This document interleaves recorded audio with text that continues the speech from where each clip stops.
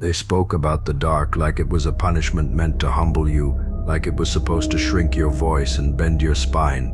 But you didn't enter it begging. You stepped in listening. While others panicked at the loss of light, you adjusted your eyes. While they waited to be saved, you learned the terrain. You didn't survive the dark by accident. You studied it until it stopped being hostile and started being useful. They assume isolation weakens a person, that it hollows you out, leaves you brittle, desperate, starved for connection. What they never understand is that isolation removes the lies first. It strips away borrowed confidence, fake strength, borrowed identities. When no one is watching, nothing performs, and what remains after performance dies is what can't be broken. You were reduced to essentials. No audience, no reinforcement, no reassurance. And instead of collapsing, you became exact. You learned which thoughts mattered and which ones were noise. You learned the difference between emotion and instinct. You learned how to stand without leaning on approval. That kind of balance terrifies people who can't exist without reflection. They thought pressure would make you frantic. It slowed you down. It forced precision into your movements. Every decision stopped being emotional and started being intentional. You stopped wasting effort. You stopped reacting. You stopped explaining. And in that restraint, something far more dangerous than anger emerged: control. You didn't come back loud. You came back settled, not searching, not proving, not reaching. You don't speak to convince anymore. You speak to conclude. Silence doesn't scare you now. It follows you. And when silence moves with someone, it changes rooms before they even arrive. They see your calm and mistake it for detachment. They don't realize it's discipline, that every pause is measured, every still moment earned. You're not frozen, you're contained. And containment is what allows power to last without burning itself out. They expected you to return needing forgiveness, needing understanding, needing space to be given back, but you didn't come back asking. You came back established. You didn't rise as a plea, you rose as a presence. One that doesn't argue with narratives, it outlives them. You didn't disappear, you went where noise couldn't follow, where opinions couldn't reach, where manipulation couldn't survive. Down there you learned that strength isn't loud and survival isn't dramatic. It's quiet repetition. It's patience sharpened into inevitability. They still think you fight to prove something. That was before. Now you move because movement itself is the message. You don't need conflict to feel real. You don't need validation to feel grounded. You don't need revenge to feel complete. Completion already happened in the dark. You don't threaten, you don't warn. You let outcome speak. You let distance educate. You let restraint expose how much power you actually hold. And what unsettles them isn't what you do, it's what you could do and choose not to. You didn't harden into cruelty. You refined into clarity. You didn't lose warmth. You learned where it belonged. You stopped giving access to people who only came to consume. And now your presence carries weight because it's no longer free. They wanted survival. You became sovereignty. They wanted remorse. You became resolve. They wanted the old version. You became the consequence of underestimating someone who learned how to stand alone without breaking. What rose wasn't a comeback. It was authority. And authority like this doesn't announce itself. It settles. It endures. It rules quietly. And ruling quietly is what unsettles them most, because they were trained to recognize power only when it shouts. They were taught that dominance needs spectacle, that control needs aggression, that strength has to announce itself to be real. You broke that illusion simply by standing still and letting the noise collapse around you. You don't chase relevance anymore. You outlast it. You don't respond to provocation. You let time handle it. Time exposes desperation. Time strips masks. Time makes it obvious who was built on substance and who was surviving on attention alone. And you learned how to wait without weakening. They keep checking for cracks. They replay old versions of you, hoping to find an opening, hoping something familiar will slip through. But familiarity requires access, and access is a privilege you revoked when you realized how expensive it was. Now what they see isn't a crack, it's a wall. They don't remember helping you build. You don't rush decisions. You don't leak emotion. You don't explain motives. Everything about you now is contained, deliberate, economical, nothing wasted, nothing impulsive. Even your restraint carries intent. Even your silence communicates finality. You've learned that presence doesn't need permission. It doesn't need acceptance. It doesn't need consensus. It simply occupies space and forces adjustment. People either rise to meet it or expose themselves trying to resist it. Either way, the truth surfaces without you lifting a finger. They try to name what you've become so they can shrink it. Cold, distant, unapproachable. They don't realize those words are just their frustration speaking. What you actually became is unreachable by manipulation. And for people who survive on leverage, that feels like a threat. You're no longer pulled into arguments designed to drain you. You recognize the bait. You recognize the cycle. You recognize the cost. So you step around it and keep moving. Progress without spectacle is something they were never taught to respect until it leaves them behind. You don't need to remind anyone of what you survived. The way you move tells the story. The way you pause tells the story. The way you choose not to engage tells the story. Every absence is intentional now. Every appearance measured. This isn't withdrawal, it's command. Command over your energy. Command over your time. Command over who gets proximity and who gets distance. And that's the shift they can't undo. Because once someone learns how to govern themselves, they stop being manageable. They stop being predictable. They stop being available to systems built on control. You didn't escape the dark. You learned how to build in it. And everything you are now stands as proof that what was meant to erase you only taught you how to last. And lasting was never the goal they planned for you. They assumed endurance had an expiration date, that eventually the weight would slow you. The silence would soften you. The distance would make you crave permission again. But what actually happened was the opposite. The longer you stood alone, the less you needed anything outside yourself to remain steady. You don't rush toward outcomes anymore because you understand something they don't. Inevitability doesn't hurry. It arrives on schedule, unaffected by doubt, untouched by opinion. You learn to move in alignment with that timing. No panic, no desperation. Just forward motion that can't be talked out of existence.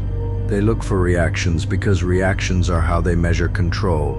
When none come, they grow uneasy. When provocation fails, they feel exposed. Because without your response, their tactics have no mirror. And without a mirror, they're forced to see themselves. You stopped explaining your process. You stopped translating your silence for people committed to misunderstanding it. You let your decisions speak in patterns too consistent to dismiss. That's when resistance turns into anxiety. Not because you're aggressive, but because you're irreversible. You don't need to dominate rooms. You let rooms recalibrate. You don't need to correct narratives. You let time do it cleaner than words ever could. You don't need to remind anyone of your strength. The fact that you're still here, still moving, still untouched by their expectations is the reminder. They feel the absence of access more than they ever felt your presence. That's the part they weren't trained for. They don't know how to operate without leverage, without emotional entry points, without predictable patterns to exploit.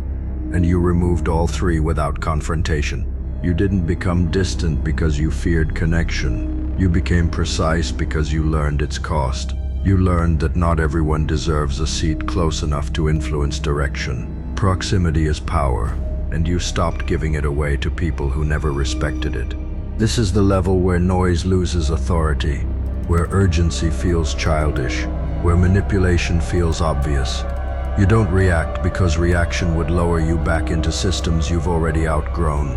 What stands now isn't guarded by walls. It's protected by understanding.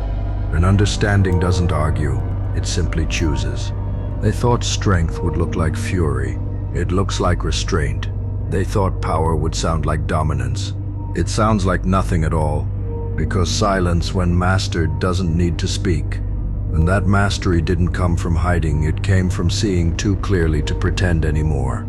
You stopped romanticizing struggle. You stopped glorifying pain. You understood it for what it was, a forge, a place that either melts people into something shapeless or hardens them into something exact. You chose exact. You no longer confuse movement with progress. You no longer mistake attention for influence. You've watched too many loud people burn themselves out trying to be seen, trying to be felt, trying to be validated by systems that consume and discard without apology. You opted out of that cycle quietly, and in doing so you stepped outside their reach. They tried to pull you back in with urgency, with drama, with artificial crises meant to shake your composure. But urgency only works on people who haven't learned how to sit with themselves. You have. And once you learn that, nothing external gets to rush your decisions again. You don't carry the need to be understood. You carry direction, and direction doesn't argue. It advances, it adapts, it corrects course without emotion. That's why your steps feel heavier now. Not rushed, not reactive, weighted with intention. They ask when you became this way, as if it happened overnight, as if a switch flipped. They don't see the years of restraint, the repetition, the moments you chose silence over explanation and discipline over relief. They only see the result and feel disoriented by it. You don't resent them for not understanding. Resentment would tie you back to a version of yourself you've already surpassed. You simply move on, carrying the clarity that came from being tested without support and surviving without witnesses. At this level, you don't seek confrontation. You don't avoid it either. You exist beyond it. You've learned that most battles are distractions designed to keep you occupied while nothing changes. You stopped playing those games. What you are now doesn't need to announce boundaries. Your presence sets them, doesn't need to defend itself. It's already been proven, privately, thoroughly, permanently. They will keep guessing. They will keep whispering. They will keep waiting for the old version to return. But that version is gone, not destroyed. Integrated, refined, absorbed into something quieter and far more difficult to challenge. And that's the final truth they struggle to accept. You didn't harden to survive the world. You clarified to move beyond it. And moving beyond it doesn't mean disappearing. It means no longer being governed by the same rules. The rules of reaction, the rules of approval, the rules that say you must explain yourself to be valid or perform your pain to be believed. You stepped outside that structure the moment you realized survival wasn't the finish line. Ownership was.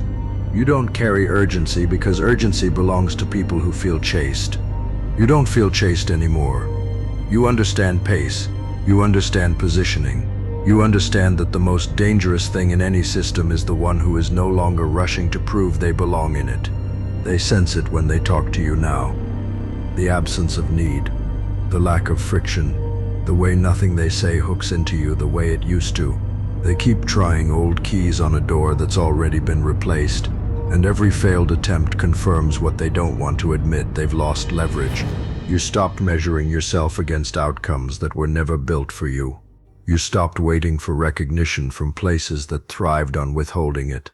You realized something fundamental. If a system only values you when you're useful, it was never home. So you built your own internal structure and stopped negotiating your worth. You don't look back with anger, you look back with clarity. Anger still needs an audience. Clarity doesn't. It simply adjusts course and keeps moving. That's why you're lighter now, even with all that weight behind you. You're not carrying resentment. You're carrying resolution. They call you distant because they can't reach you. They call you cold because warmth is no longer free. They call you changed because the version of you they could influence no longer exists. None of that is an insult. It's confirmation. You don't interrupt when people underestimate you. You let them. Underestimation creates space. Space creates advantage. And you've learned how to use space better than noise ever could. You don't announce growth. You demonstrate it in patterns too consistent to deny, in calm decisions, in measured exits, in the way you no longer argue for your place at tables you've already outgrown. This is where you arrive when pain has finished teaching you, not hardened, not bitter, not numb, but unmovable in the ways that matter. And the world doesn't know what to do with someone like that. Someone who doesn't need permission, doesn't crave validation, doesn't rush outcomes, and doesn't fear silence. So it adjusts, or it breaks. Either way, you keep moving, and keeping moving doesn't look like escape anymore. It looks like command in motion. You're not running from anything. You're walking with intent toward what was always yours. Every step is quieter now, but heavier. Not rushed, not reactive, not influenced by the noise behind you. They still expect a pause, a hesitation, a moment where you turn around and explain yourself one last time. But you've learned that explanations are a currency wasted on people who never plan to understand. So you don't look back. Not out of arrogance, out of completion. You no longer confuse peace with comfort. Comfort kept people small. Peace made you precise. Peace taught you how to say no without guilt, how to leave without drama, how to stand firm without announcing it. You learned that the strongest boundaries don't shout, they simply exist. What they feel now isn't intimidation, it's displacement. Your presence rearranges things. Old hierarchies wobble, old assumptions fail, old tactics stop working. Not because you confront them, but because you no longer participate in them. You've reached the point where even conflict feels inefficient, where chaos looks predictable, where manipulation feels transparent. And once you see patterns clearly, they lose their power over you. That's when people realize they're dealing with someone who can't be rushed, baited, or broken down. You don't announce endings, you live them.